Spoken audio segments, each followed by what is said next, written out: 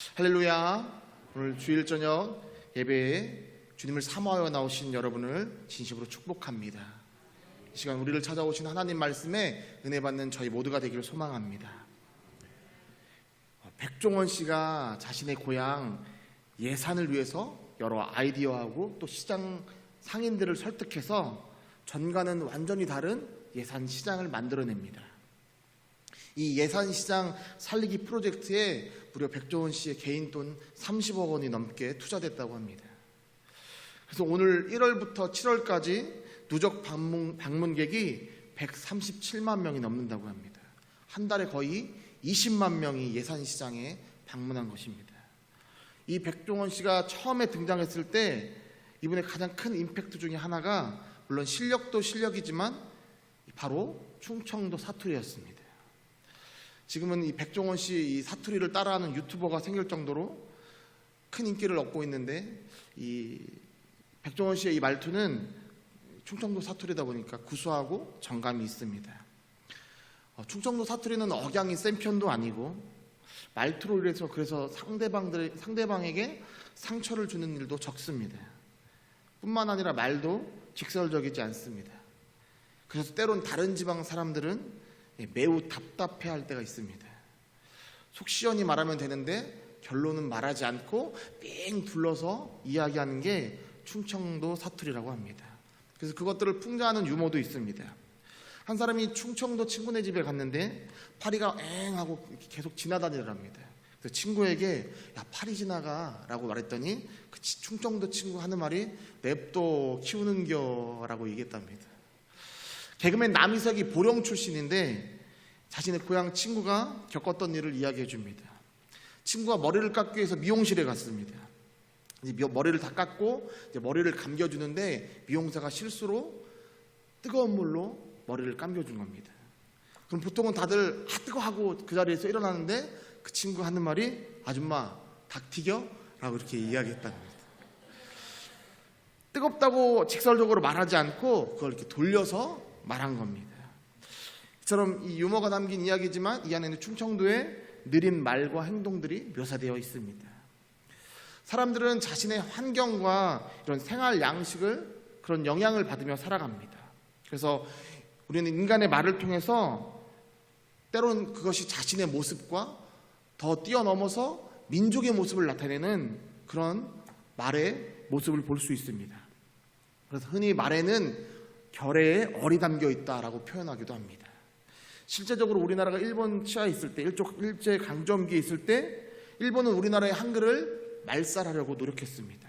아이들에게 일본어를 가르쳤고 우리의 민족의 정신을 빼앗으려고 했습니다. 그런데 이것은 일본뿐만이 아닙니다.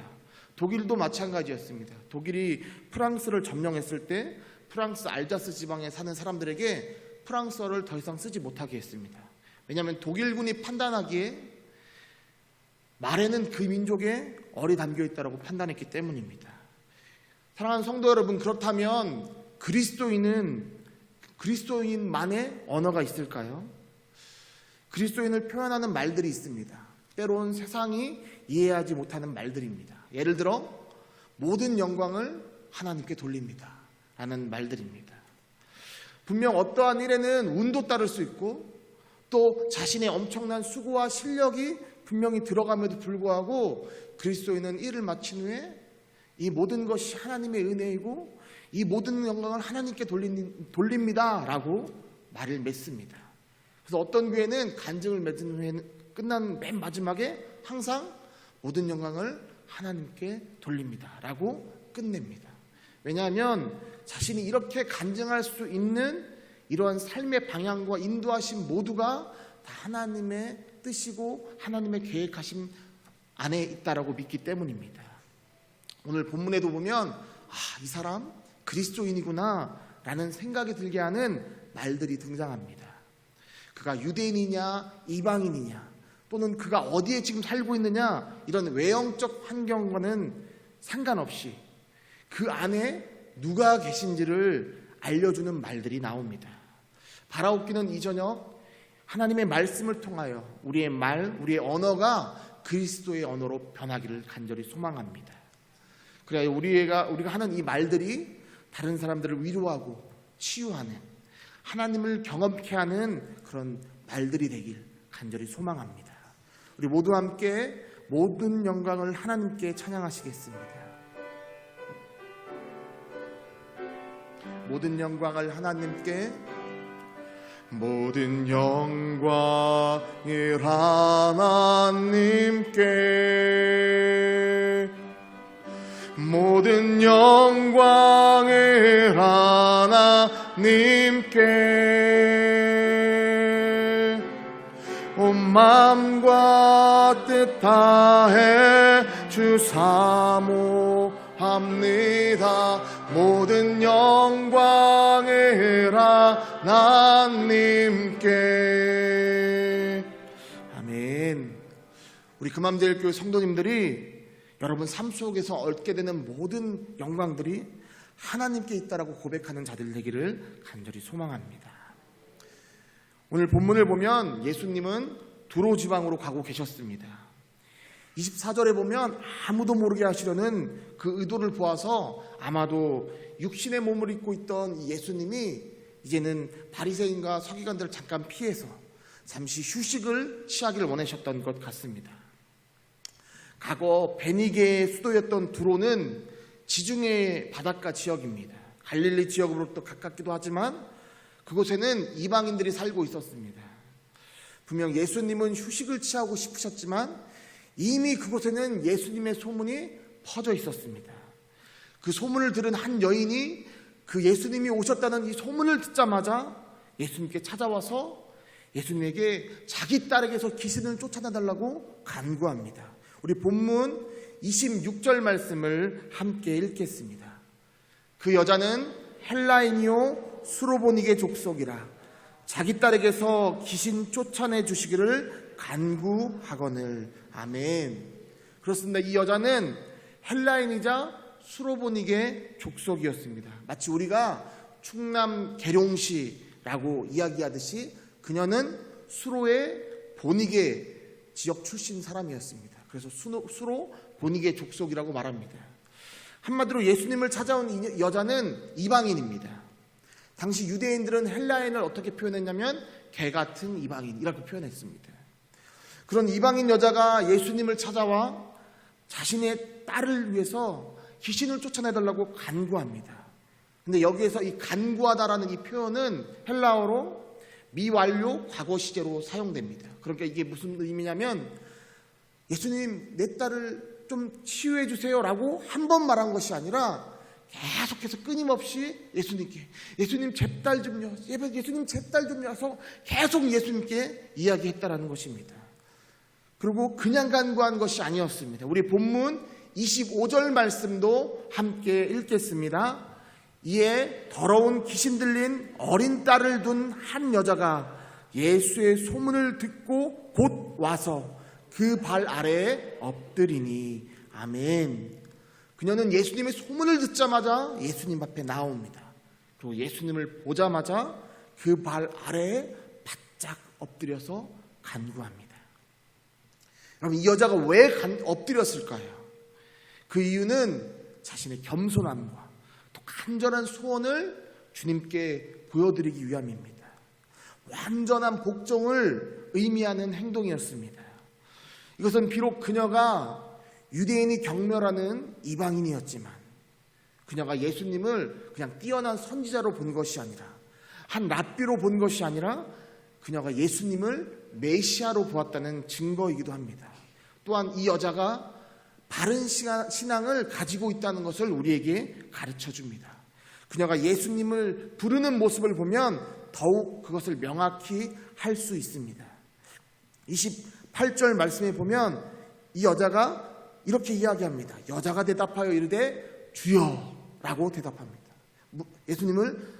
예수님께 주여, 즉 나의 주인님이시여 라고 이렇게 이야기합니다. 이 말씀을 좀 더 편하게 보려면 이 병행 구절인 마태복음 말씀을 보면 좋은데요. 마태복음 15장 22절 말씀을 우리 한 목소리로 읽겠습니다. 가나안 여자 하나가 그 지경에서 나와서 소리질러 이르되 주 다윗의 자손이여 나를 불쌍히 여기소서. 내 딸이 흉악하게 귀신 들렸나이다 하되. 아멘. 그녀는 예수님을 주 다윗의 자손이여 라고 이렇게 부릅니다. 여러분, 아무나 다윗의 자손이라고 부르는 것이 아닙니다. 이분이 바로 메시아임을 고백하는 자만 다윗의 자손이라고 부를 수 있습니다. 근데 이 여자는 이 주님을 당신이 나의 구원자이고 주인이시며 당신이 바로 메시아이자 왕이십니다 라는 고백을 하는 것입니다. 여러분, 이 여자의 고백이 얼마나 진실된 고백입니까? 얼마나 절실한 간구입니까? 그런데 그의 간구에 대해서 예수님께서 뜻밖의 대답을 내어놓으십니다. 우리 본문 27절 말씀도 함께 읽겠습니다.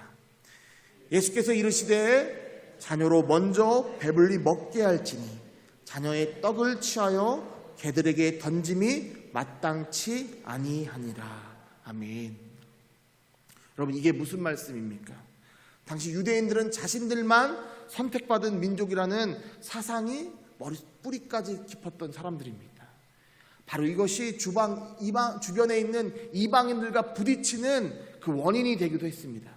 심지어 이 유대인들이 얼마나 뿌리까지 깊었냐면 그들을 식민지로 통치하는 그 사람들이 종교에만 얘기하면 자기 목숨 내놓고 그들과 싸울 정도였습니다. 여러분, 그런데 예수님이 이런 이스라엘 종교 지도자들의 하는 이 생각과 같은 말씀을 이 여자에게 한 것입니다. 자녀의 떡을 개들에게 던져주는 것이 옳지 않다라고 말씀하신 겁니다. 사랑하는 성도 여러분, 여기서 자녀가 누구입니까? 바로 유대인들이고, 개는 누구입니까?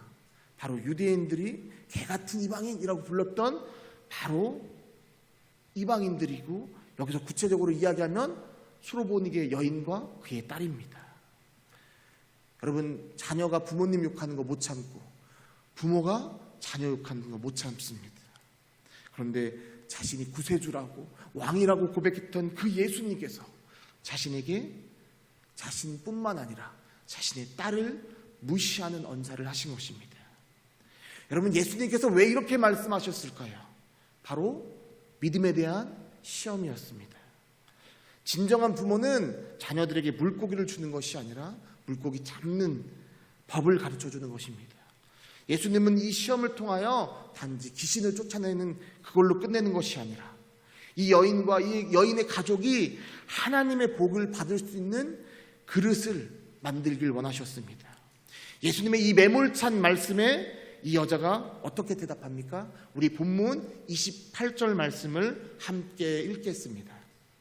여자가 대답하여 이르되 주여 올소이다마는 상아래 개들도 아이들이 먹던 부스러기를 먹나이다. 아멘. 예수님의 그런 언사에 주님 말씀이 좀 심하시네요 라고 말해도 전혀 이상한 상황이 아닙니다.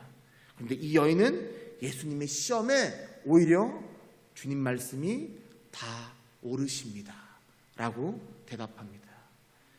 여러분, 이 여인의 대답에 예수님의 마음이 어떠셨을 것 같습니까?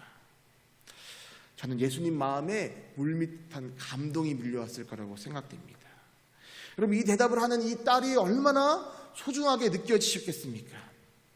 저희 둘째가 곤충을 좋아합니다. 그래서 얼마 전 아내에게 사슴벌레 이야기를 해주는 겁니다. 여러분, 다들 사슴벌레가 어떻게 생긴지 아시죠? 네. 머리 앞쪽에 뿔이 이렇게 2개 달린 이 사슴벌레. 저도 어렸을 때 이 사슴벌레 잡아도 봤고 사슴벌레 잡아서 싸움도 시켜보고 막 그랬었거든요. 근데 리온이가 자꾸만 이게 뿔이 아니라 턱이라고 얘기하는 겁니다.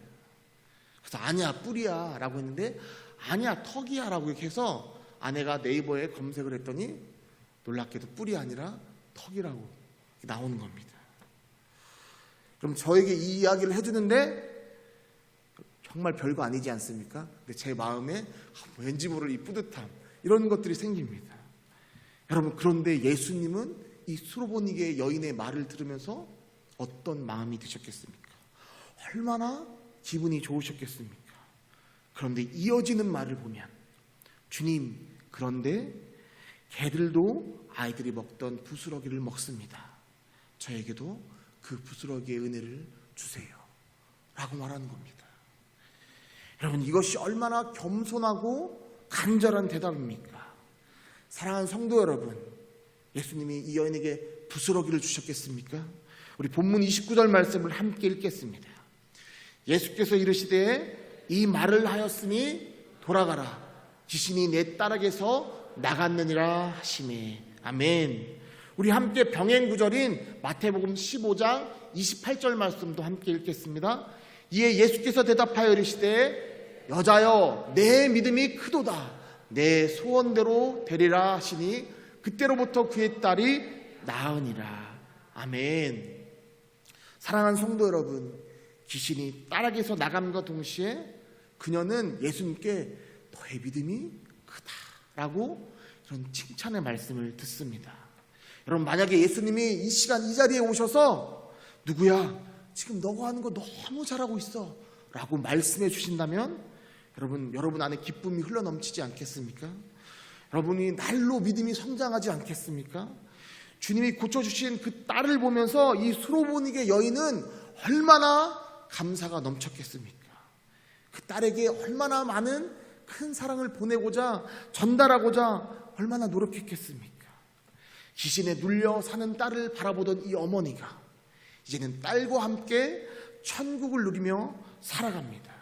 여러분, 이것이 바로 부스러기를 원했던 수로보니게 여인에게 주었던 하나님이 베푸신 은혜인 줄 믿습니다. 우리들 교회 담임 목사인 이 김양재 목사님이 쓰신 천국을 보여주는 인생이라는 책이 있습니다. 그 책에 보면 어떤 한 할아버지에 대한 이야기가 나오는데 거기 이런 이야기입니다. 한 할아버지의 집안이 있는데 이 집안은 유교의 전통 있는 유교 집안입니다. 아들이 예수님을 믿게 돼서 그 할아버지에게 복음을 전했습니다. 여러분, 복음이 씨도 먹히지 않습니다. 무슨 소리야, 우리 집안이 어떤 집안인데. 그런데 할아버지가 육체의 질병을 겪으면서 하나님을 영접하게 됩니다. 그런데 믿기 시작하니까 이 할아버지가 얼마나 특심인지, 예배는 물론이거니와 수많은 영성 서적을 읽고 또 집회나 모든 말씀에 다 참석했습니다. 교회에서 성경 필사 운동을 하자라고 이렇게 말했더니 이 할아버지가 고혈압과 디스크를 겪으시면서도 서예로 필사를 하셨다고 합니다. 그러면서 하나님의 뜻에 합당하게 살려고 부단히도 노력하며 살아가셨답니다. 그런데 어느 날 이 할아버지가 폐암에 걸리게 됩니다. 그런데 이 할아버지를 괴롭힌 것은 폐암이 아니라 불신이었습니다. 만약 내가 지금 죽는다면 나는 천국에 갈 수 있는가? 이것을 계속 끊임없이 자신에게 물어보는데 자신의 입에서 난 당연히 갈 수 있지 라는 대답이 안 나오더랍니다. 분명히 내가 주님을 위해서 열심히 살았는데 왜 내 입술에서 이 말이 안 나오지? 구원의 확신이 왜 없지? 하는 것 때문에 계속해서 자신이 불안함을 느끼고 있었습니다. 그러다가 이 할아버지의 따님이 김양재 목사님이 쓴 책을 전해주었습니다. 그리고 그 책을 보던 할아버지가 이 김양재 목사님을 한번 만나보고 싶다라고 이야기하는 겁니다. 그래서 이 따님이 김양재 목사님을 찾아갔습니다. 목사님, 저희 아버지가 몸이 너무 괜찮으셔서 그런데, 그래서 지금 서울로 올라올 수가 없는데 목사님 딱 한 번만 저희 아버지를 위해서 내려와 주실 수 없으십니까? 이렇게 어렵게 묻는 이 딸에게 김양재 목사님이 이렇게 대답합니다. 못 갑니다. 저희 교인도 아닌데요. 저희 교인도 아닌데 제가 가기는 좀 어렵습니다 라고 대답을 합니다. 여러분, 딸이 아버지에게 가서 아버지, 제가 부탁을 드렸는데 목사님이 너무 바쁘셔서 저희 교인도 아닌데 오기 좀 힘들다라고 이야기했어요 라고 대답하자 이 할아버지가 그 말을 듣고 서울로 올라갑니다. 여러분, 이 할아버지 안에는 한 번만, 자기가 이 책을 읽으면서 계속 느껴지는 생각은 그냥 이 목사님 한 번 만나야겠다는 그런 생각이었답니다. 그래서 이 한 번만 만나면 뭔가 해결될 것 같다는 이 생각을 가지고 서울로 이 할아버지가 올라옵니다. 오늘 우리가 읽었던 이 본문의 말씀처럼 부스러기 은혜를 바라고 서울로 올라갔습니다. 이 목사님도 깜짝 놀라서 이 할아버지가 오셨다길래 오신 분을 내쫓을 수는 없으니까 만나서 해줄 수 있는 건 없고 다시 한번, 물론 지금 주님을 믿었지만 다시 한번 영접 기도를 하겠다고 하면서 영접 기도를 해줍니다. 근데 성령님께서 그 순간 할아버지 마음에, 사람이 마음으로 믿어 의에 이르고 입으로 시인하여 구원에 이르니라는 이 말씀을 확연하게 주셨다고 합니다. 할아버지가 이 체험을 하신 후에 이제는 내가 지금 죽어도 하나님 나라에 갈 수 있다라는 믿음의 고백을 하셨다고 합니다. 이 할아버지의 믿음은 마치 이 수로보니게 여인의 믿음처럼 거절에 상처받는 것이 아니라 더욱 간구하는 마음으로 하나님께 바짝 엎드리는 것이었습니다. 사랑하는 성도 여러분, 주님이 어찌 이런 분에게 응답하지 않을 수 있겠습니까? 여러분, 부스러기 은혜를 구하는 자에게 어찌 하나님이 부스러기 은혜만을 주시겠습니까? 하나님의 차고 넘치는 은혜를 누리며 살아가는 저와 여러분이 되기를 간절히 소망합니다.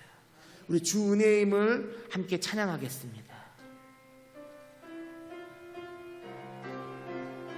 주 나의 모습 보내, 주 나의 모습 보내,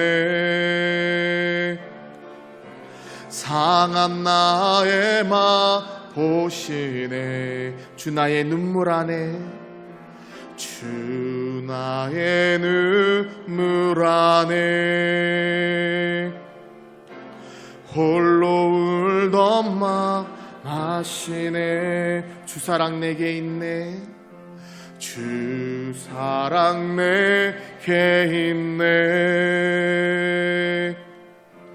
그 사랑이 날 세우네. 주 은혜 내게 있네, 주 은혜 내게 있네. 그 은혜로 날 세우네. 세상 소망 다 사라져가도 주의 사랑은 끝이 없으니 살아가는 이 모든 순간이 주의 힘을 나는 믿네. 아멘. 사랑하는 성도 여러분, 오늘 우리는 수로보니게 여인을 통하여 은혜 받는 자의 말이 어떠한지를 보게 됩니다. 여러분, 이 여인의 말에 무엇이 숨어져 있습니까? 여러분, 첫째, 이 수로보니게 여인에게는 믿음의 대상이 명확했습니다. 바리새인들과 서기관들은 아무리 똑똑해도, 아무리 명예가 있다 해도 그들은 예수님을 알아보지 못했습니다. 그러나 이 수로보니게 여인은 예수님을 향해서 주 다윗의 자손이여라고 믿음의 고백을 합니다. 이렇게 대상이 명확하다 보니까 수로보니게 여인은 자신의 귀신 들린 딸을 위하여 예수님께 나아가 한 번의 간구가 아니라 끝까지 간구할 수 있었던 것입니다. 따라서 이 은혜 받은 자의 언어 안에는 간구가 있습니다. 여러분, 간구가 무엇입니까? 우리 디모데전서 2장 1절 말씀을 함께 읽겠습니다. 그러므로 내가 첫째로 권하노니 모든 사람을 위하여 간구와 기도와 도구와 감사를 하되. 아멘. 여러분, 간단하게 모든 사람을 위하여 기도해라고 말하면 될 것을 간구와 기도와 도구와 감사, 이렇게 왜 바울은 나눠서 표현했을까요? 여러분, 간구는 영어로 supplication입니다. 즉 애원하다, 탄원하다라는 뜻입니다. 그러니까 우리말로 하면 간절히 얻기를 원하다라는 뜻입니다. 즉 간구는 애원이므로 어려운 당한 자들이 하는 기도라고 할 수 있습니다. 따라서 이 간구 안에는 내가 지금 어려운 상황이기 때문에 간절함과 절박함이 있습니다. 여러분, 그럼 기도는 무엇일까요? 우리 아버지의 뜻을 구하는 것이 바로 기도입니다. 우리 마태복음 26장 42절 말씀도 함께 읽겠습니다. 다시 두 번째 나아가 기도하여 이르시되 내 아버지여, 만일 내가 마시지 않고는 이 잔이 내게서 지나갈 수 없거든 아버지의 원대로 되기를 원하나이다 하시고 아멘. 예수님께서 분명 십자가 앞에서 아버지 하나님께 간구를 합니다. 그러나 아버지의 뜻을 먼저 구하고 그 뜻에 순종합니다. 즉 예수님은 간구로 시작하였지만 기도로 마치신 것입니다. 우리들의 기도도 예수님의 기도와 같이 간절함과 절박함은 담은 이 간구로 시작하여 하나님 아버지의 뜻에 나를 맞추는 기도로 끝내는 믿음이 되기를 주님의 이름으로 간절히 축원합니다. 여러분, 이 은혜 받은 자 말 안에는 또 두 번째로 겸손이 있습니다. 지난 주일 저녁 예배 때 담임 목사님께서 교만은 거짓으로부터 나온다라고 말씀해 주셨습니다. 반대로 겸손은 진실로부터 오는 것입니다. 나는 할 수 없지만 주님이 하십니다라는 이 믿음의 고백은 바로 진실된 겸손으로부터만 나올 수 있는 고백입니다. 우리는 이미 하나님이 주신 은혜로 할 수 있는 것들이 많습니다. 그러다 보니 마치 우리가 할 수 있는 이것들이 하나님의 은혜가 아니라 마치 내가 할 수 있는 것으로 착각할 때가 있습니다. 그러나 내가 하나님의 그 은혜를 받으면 이 모든 것이 내 능력이 아니라 오직 하나님의 은혜로 가능한 이름을 깨닫게 됩니다. 은혜 받기 전에 나와 은혜 받은 후에 나의 모습이 완전히 달라지는 것입니다. 루터교 목사인 루이 슈바이처 목사의 큰아들이 바로 20세기 예수라 불렸던 슈바이처 박사입니다.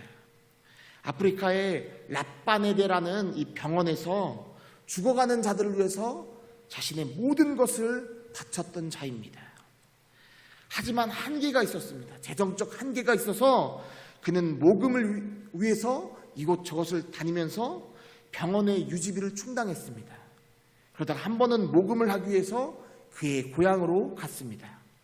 고향에 온다는 소식을 듣고 수많은 친척들과 동료들과 그를 돕기 위한 이 후원자들이 이 고향역 앞에 모였습니다. 그리고 그가 1등석에서 나오려나 아니면 2등석에서 나오려나 한참을 바라보고 있는데 저 뒤에 3등석에서 내려서 걸어오는 것입니다. 사람들이 슈바이처 박사가 3등석에서 내려서 걸어오는 것을 보니까 너무 가슴이 아프고, 그래서 아니 왜 3등석을 타고 오냐고 라고 슈바이처 박사에게 말합니다. 그때 이 슈바이처 박사가 웃으면서 대답하는 것이 무엇이냐면 4등석이 없어서 3등석에서 내렸습니다 라고 이야기하더랍니다. 더 낮은 자리가 없음을 아쉬워하던 이 태도, 바로 많은 사람들이 존경하는 이유입니다. 사랑하는 성도 여러분, 물이 낮은 골짜기로 흐르듯 하나님의 은혜도 낮은 곳에 임하는 줄 믿습니다.